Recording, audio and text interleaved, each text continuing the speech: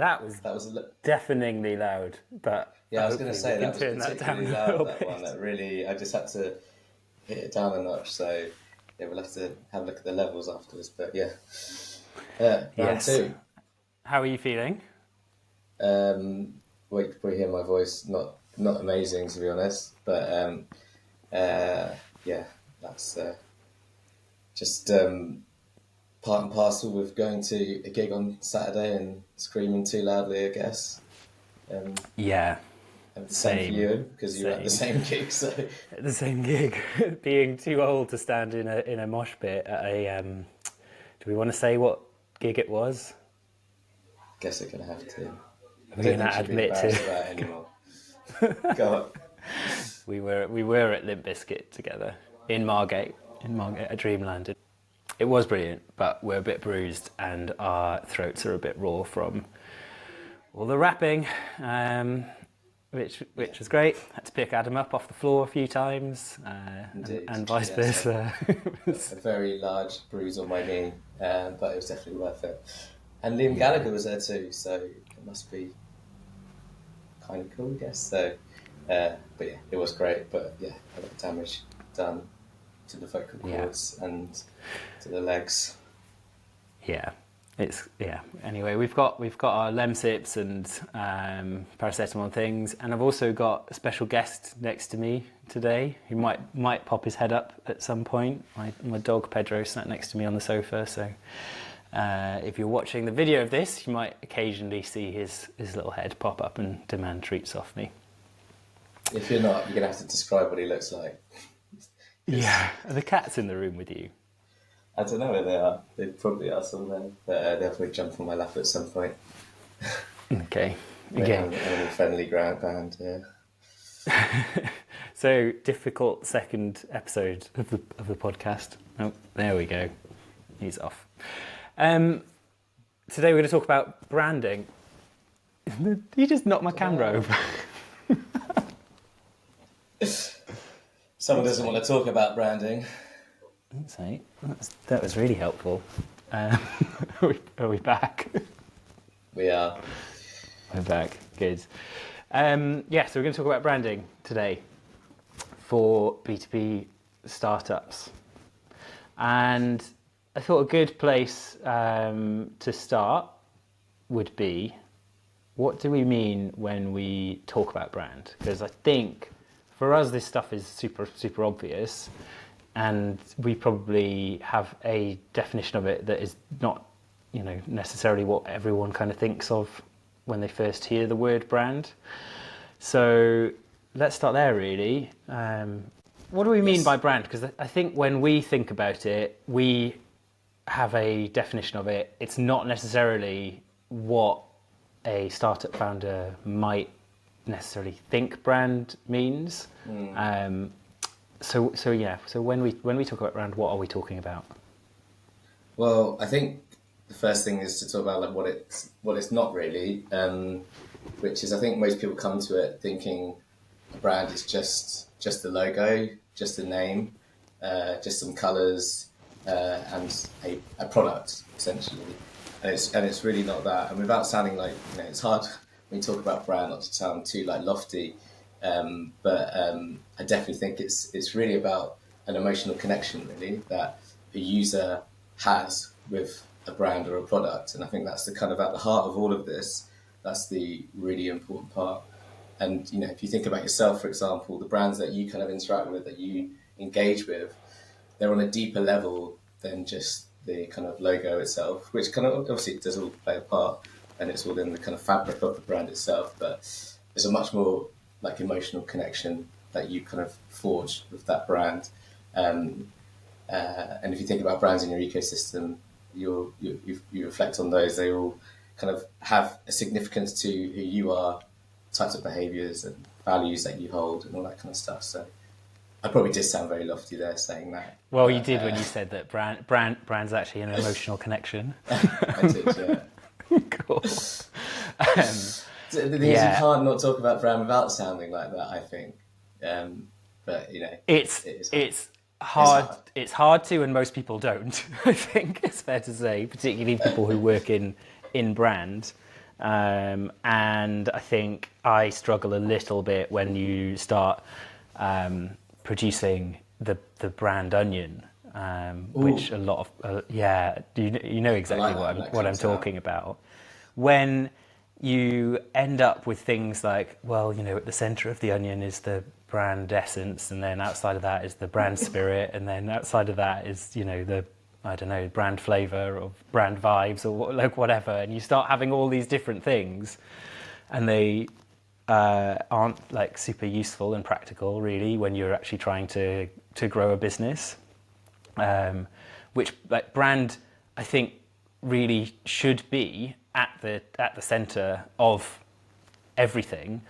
If you're going to be successful, I can sound, you know, kind of, you know, brand wanky and say, you know, actually, when we talk about brand is everything, and it's experience, and it's, you know, it's the intent behind why you do different things, it's the way that you communicate that, it's the feel of the product, it's, you know, it touches on everything.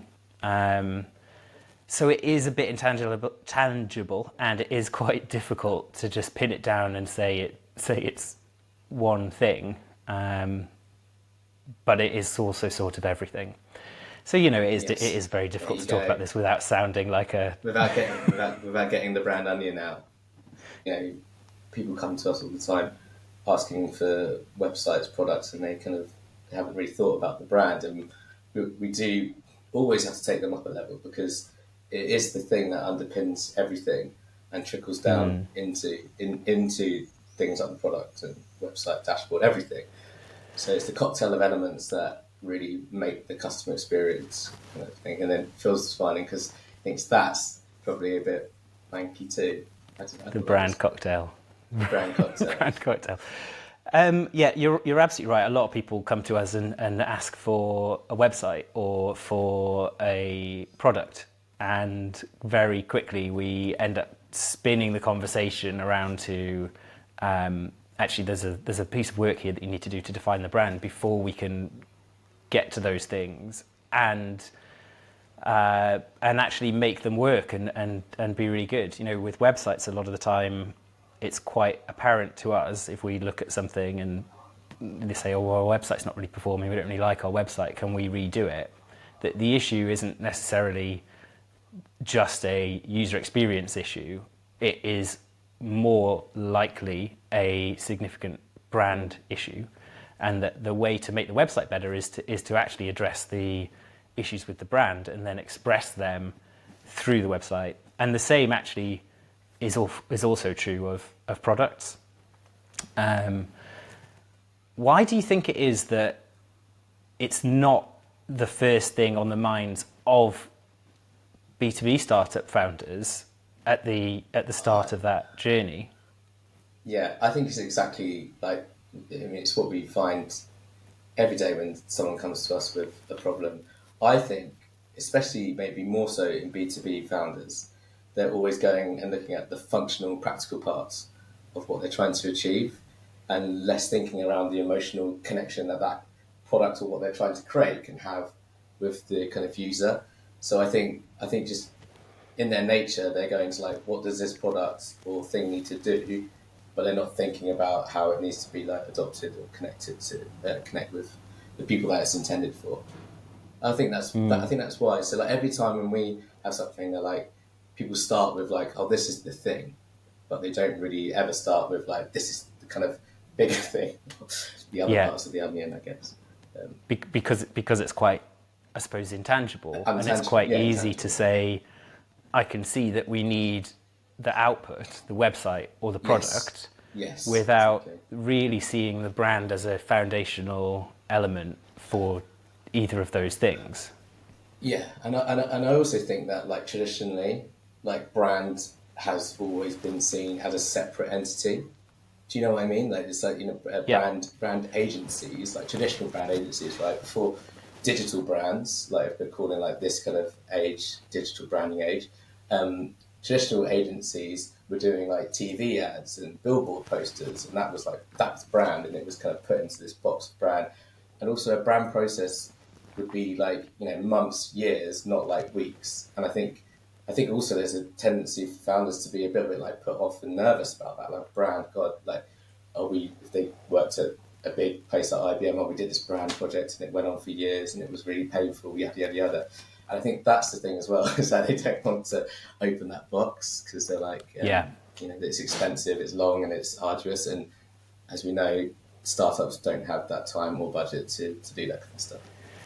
I love brand strategy. I think it's super, super important, but I think everybody has a bit of a war story around brand, or an experience of, brand kind of falling a bit flat, as you say, taking forever, meaning a load of upheaval, and then not really seeing much kind of benefit from doing this stuff in probably more kind of larger organizations, to be honest, than in the startup space, where I think it can be painful because you have so many different voices and stakeholders and things like that, where you just end up with this real sort of compromised thing at the end of the process, and it's not fun to do, and there's lots of different interests that are all kind of competing. I suppose when you're in a startup, you don't have a lot of that because you are able, as a founder, to be quite quick in making decisions. You're also under a bunch of pressure and you need to get stuff done. And as you say, I think, it's amazing how quickly you can actually answer a load of really important strategic questions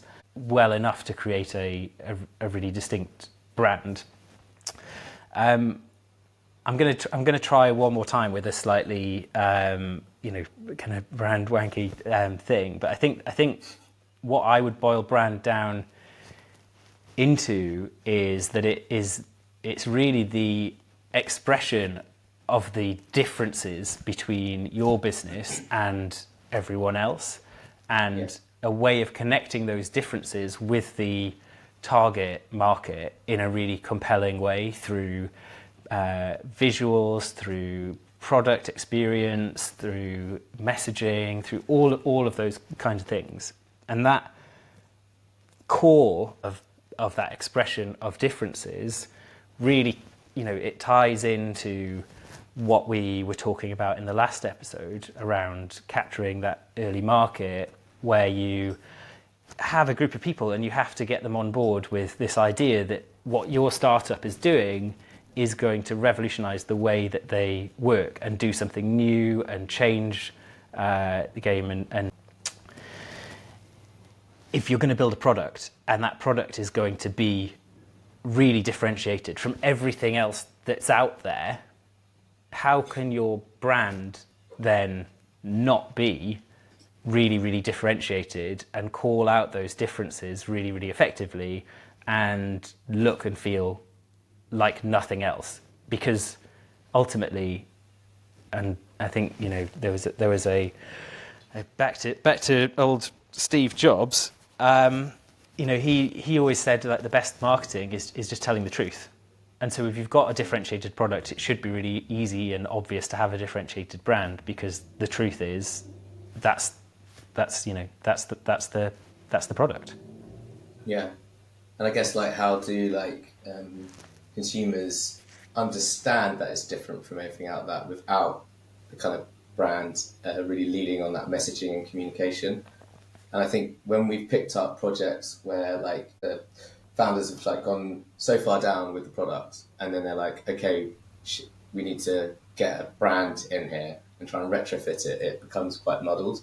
So I think the two can be a lot more synchronized, and there's a lot more overlap than I think people initially understood. And I think that is, like, a hangover from the kind of traditional branding agency moving into the digital world, and not understanding that digital brands probably need to be viewed like a little bit like differently to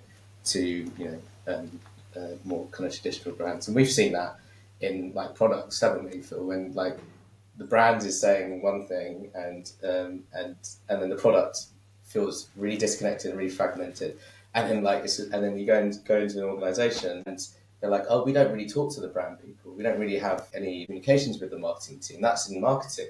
It's like, well, product and marketing, why are they, like, so separate? They're like, at the other corners of the business, because really, like, a lot of people are seeing the brand through the product, or seeing the brand through the digital experience.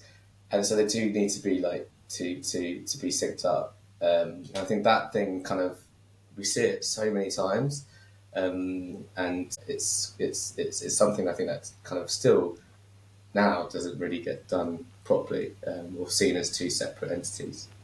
Yeah, I think you're absolutely right. I think marketing and product have to really work in concert with each other, because you are trying to, again, like bring out those differences, tell the world how you're going to do something really differently, and your product actually has to do those things. The people that are out talking to customers and sales and writing copy for websites and all of that kind of stuff, they get a sense of what really resonates well with people when they're ultimately buying the product, and things that people are asking for that aren't in the product, things that they really care about.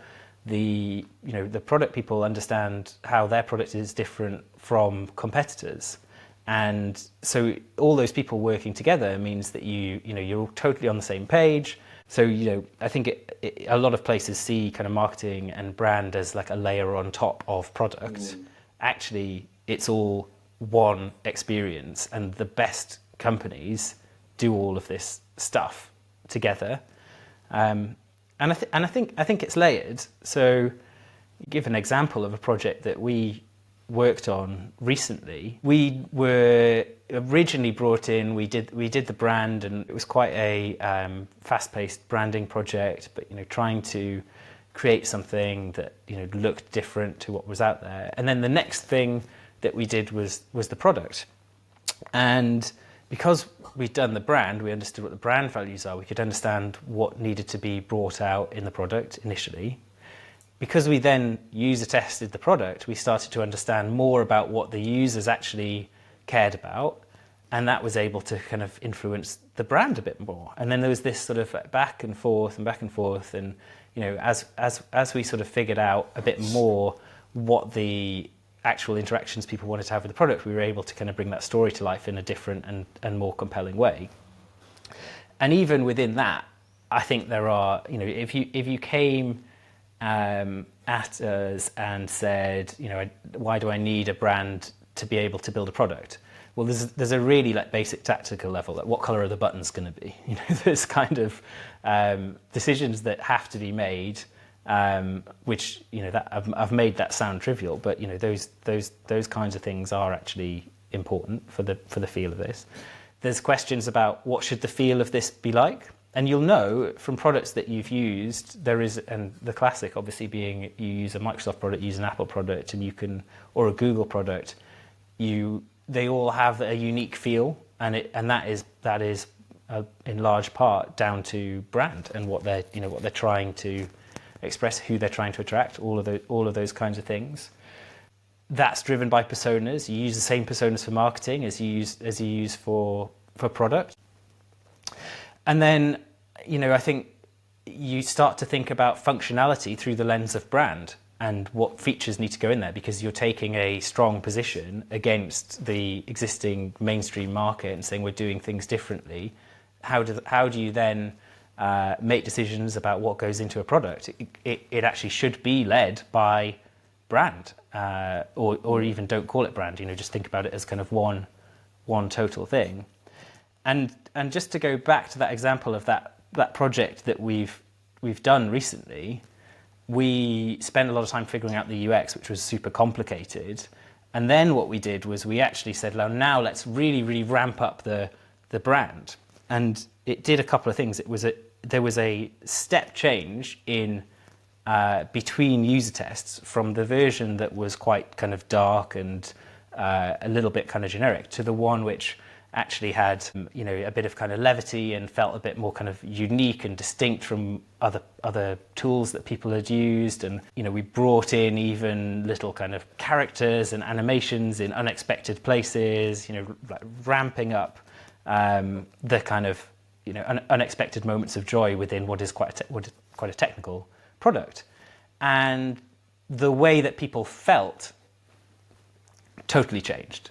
It was like we're falling in love with this product, as opposed to this is really, really useful as a product. Yeah. It's obviously both. the user test ended, and the person testing it just said, how much is this, and when can I get it?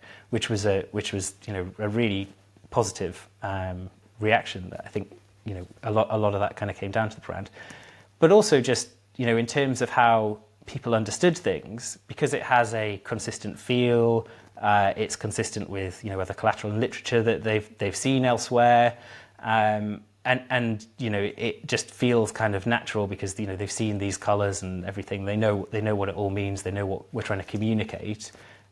People actually found the tool easier to use as well, which was really, really cool. So I suppose it may feel like an intangible thing, but it's a multiplier of the effectiveness of your marketing and of your product and of your website. Yeah, and it's the thing that makes you unique, right? Like that's such a good example because the first priority of any product is making it like functional, usable, like that kind of stuff, and then the kind of lower brand moments. But really, like the thing that's going to make it unique and different and stand out and memorable are those little elements, little Easter eggs, little kind of high brand moments that you kind of pepper into the product.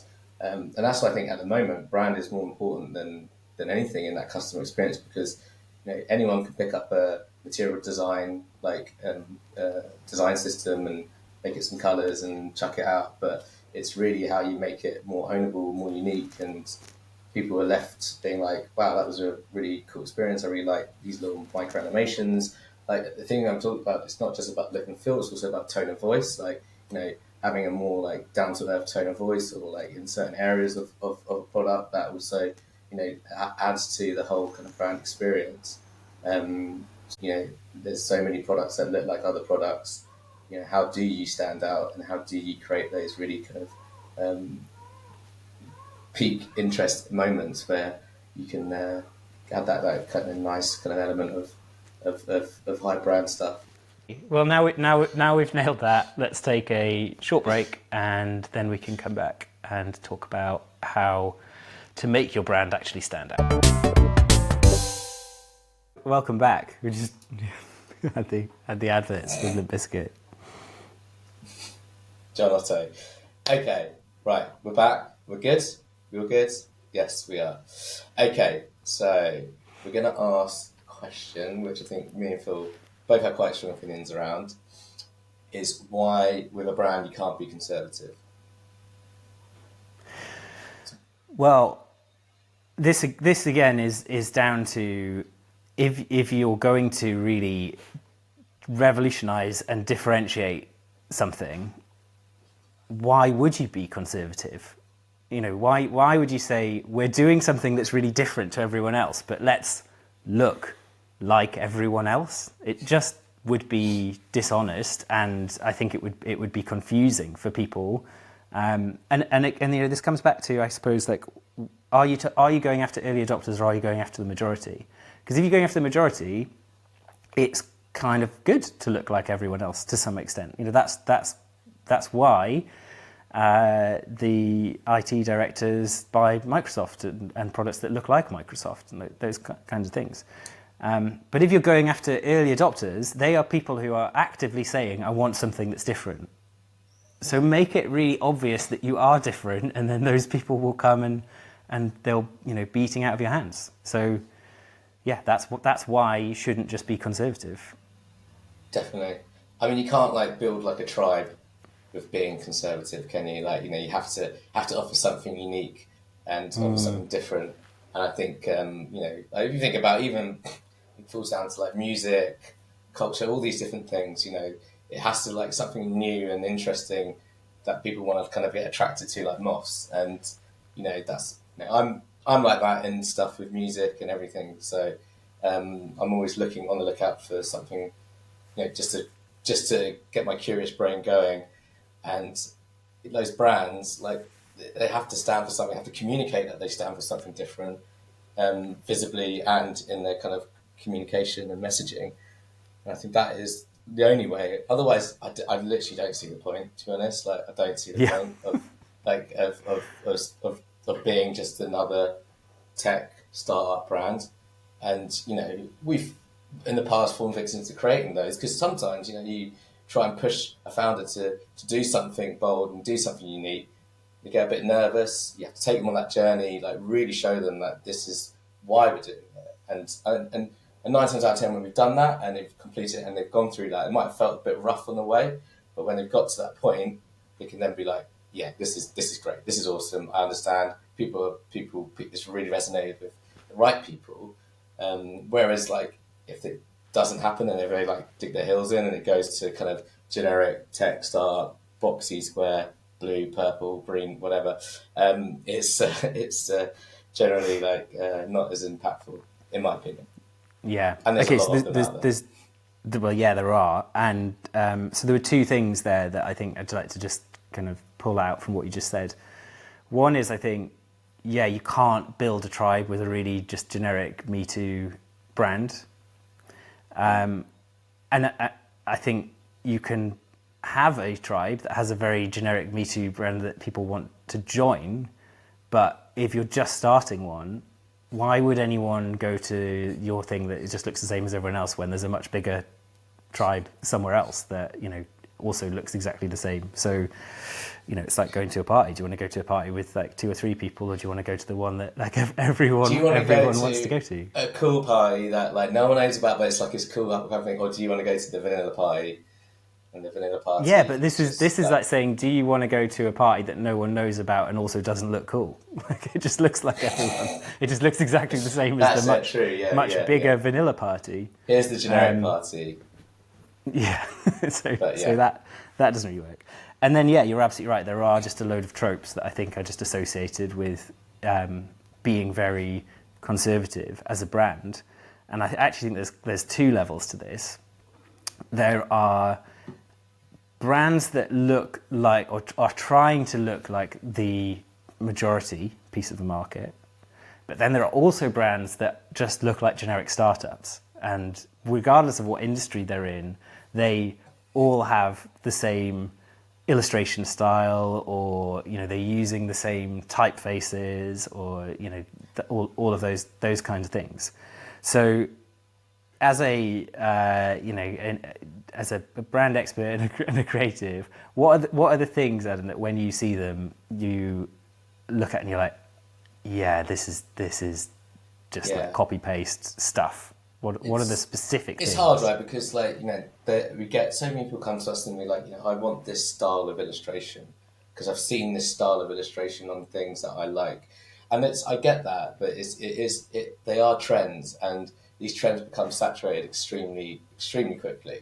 And it's trying to look beyond those trends and see, okay, what is the thing that's going to like future-proof this brand to be still relevant and stand out? Because otherwise, if you're doing like just knocking out a flat illustration, like style with some people, you know, I don't know what those illustrations are doing half the time, but you know, that's going to just look like everything else within like half a year's time. You're going to have to kind of rechange it. So it's difficult because people are looking around and they're absorbing all the time. They're seeing things that appeal to the senses, but you know, it's really trying to get them thinking a little bit different and bigger than just what's in front of them, I guess, is the key.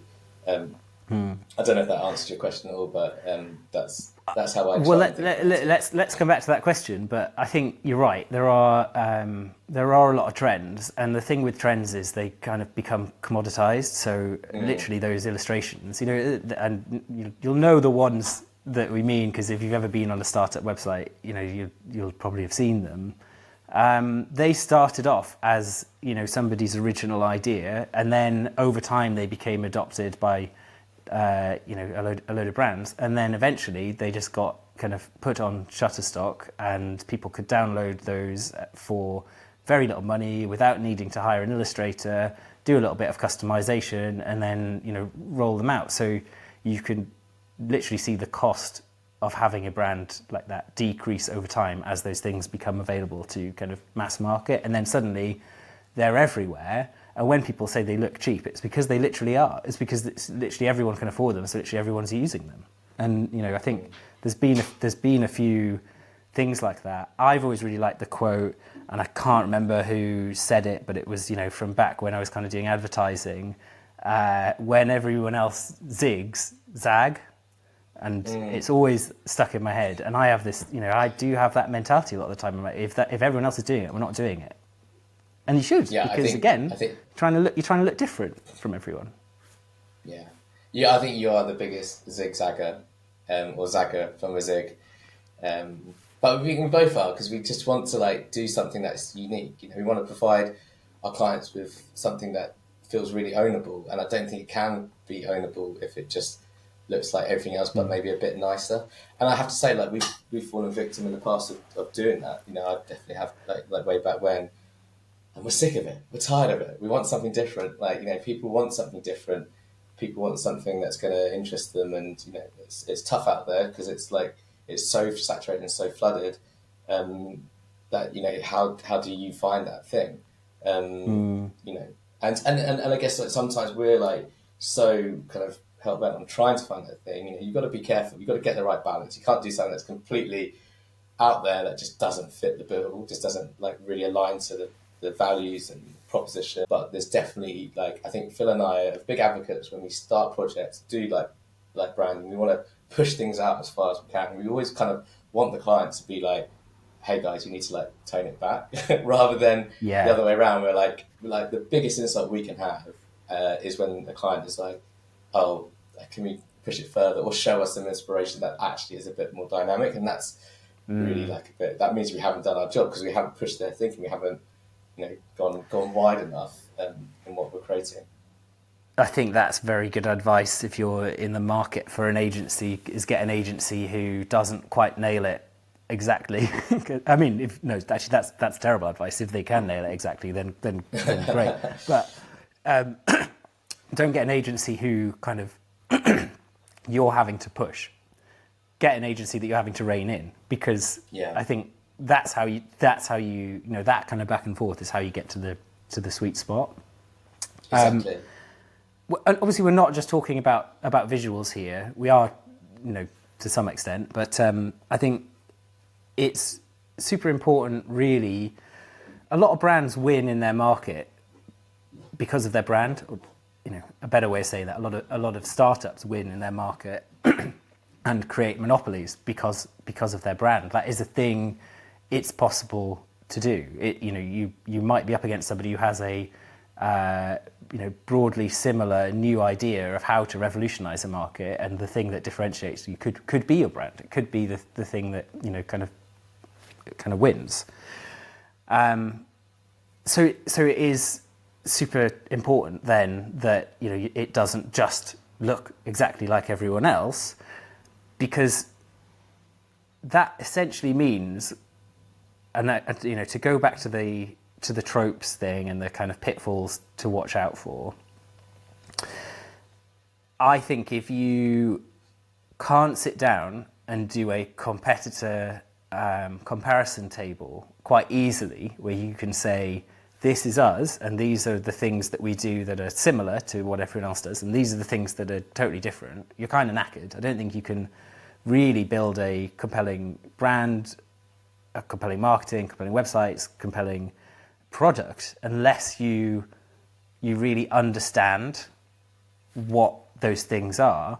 Because then what ends up happening is you end up saying, we're doing what everyone else is doing, but we're just doing it better.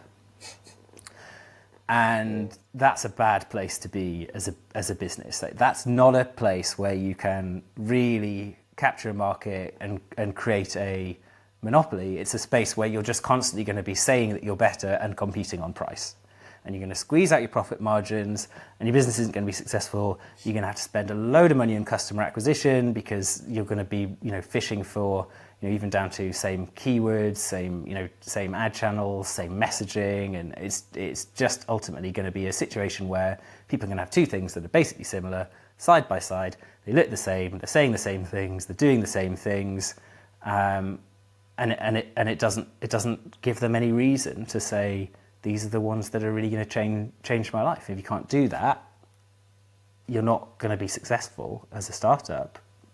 Sorry to keep banging on about this, but like, you have to capture that early market, you know, before you can get the mainstream. That's where the scrapping happens, and the way to win that is to really revolutionize things and differentiate and make that really obvious. So, if when things that I see when I know that's kind of going on, if I see somebody on their website start talking generically about problem solving or even the word solutions, to me, just vaguely, like we provide solutions, we solve complex challenges, like non-specific generic stuff. I'm like, yeah, that's not a brand that's worked out what it does and how to communicate that in a differentiated way. It's probably a company where a bunch of people have a lot of different opinions and they've had to just meet in the middle and say, okay, let's say nothing. Like, let's just kind of do nothing. Let's say nothing, but let's say nothing, but also like say it in a very like functional, practical way, not touch on like the emotional element side of things at all. So it's just like say solutions, all those things. But that's not going to entice me into like, I'm not now bought into like, how does that brand make me feel? Well, just nothing. Like, nothing. Do I feel bought into the mission? I don't know what the mission is. Like, do you want to be part of their tribe? Absolutely not. This is just kind of it's just same. Yeah. The color blue for me is just, it's so middle of the road. I was actually trying to think if there are any exciting revolutionary brands that that aren't now mainstream brands that have blue as their primary color. I just couldn't. There was a period, early 2000s, Twitter and Facebook and everyone was blue, but now those people are like us, a bit long in the tooth and not quite as cool anymore. So I think when I see that kind of blue, I just think, yeah, this is a very like generic corporate business, and for me that's saying you solve problems, talking about just generic solutions, and having a blue brand. They're three things where I'm like, yeah, this is just not. It's not going to work. Yeah, any blue brands out there that sorry about that, but you will have your day again, because blue will go out and then it will come back in maybe in 2030, and it'll be like the new, it's the blue season again. But I do think in Rollins, like all those things, I like absolutely agree.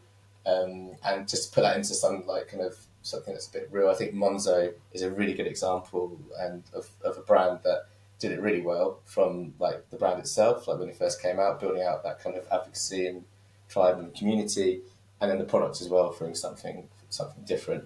I'm still a huge fan of Monzo, love everything they do, and that's because I'm just completely bought into the brand itself, what it stands for, like the app, how it works, the bits of high brand moments within that, all that kind of stuff. It's just packaged up in a great thing. It's like when everyone wanted the Apple look, isn't it? And so many people came to us being like, I just want a website that looks like the Apple website. Good for you. But it's hard because you haven't got the budget to create It's hard because that Apple website cost hundreds of thousands of pounds, and generally the conversation we're having is, I'd like the Apple website, but I'd like it for a tenth of the price of what they spent on it. Champagne taste lemonade budgets. Yes, exactly.